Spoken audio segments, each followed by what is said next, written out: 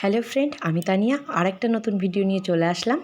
আর আরেকটা হিন্দিতে আমাকে একটু বলতে হবে, কারণ ওয়েস্ট বেঙ্গলের বাইরের অনেক ফ্রেন্ড আছে, তারা আমার প্রথম ভিডিও দেখে বলেছে ওরা কিছু বুঝতে পারছে না।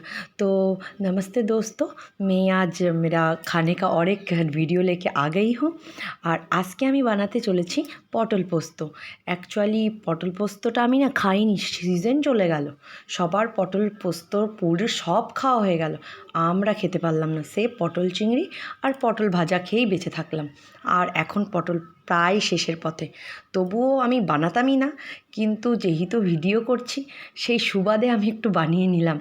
তো আমার বাচ্চা বলছে যে তুমি মা, তোমার কমসে কম ভিডিওর জন্য আমাদের একটুখানি পটল পোস্ত খাওয়া হচ্ছে।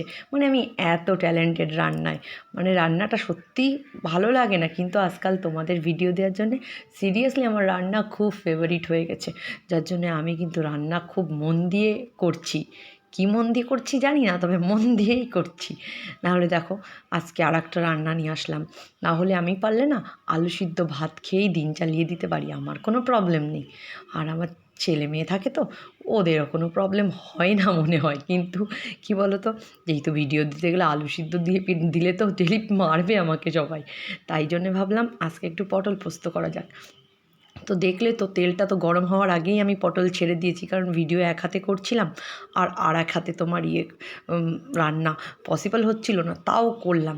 ভাবলাম যে না, করে ফেলি। তো আমার মনে হয় ঠিকঠাক করেই করে ফেলেছি। পোস্তটা বেটে নিয়ে মিক্সিতেই বাটি, সবাই তো শিলপাটায় বাটে আর আমি মিক্সিতে।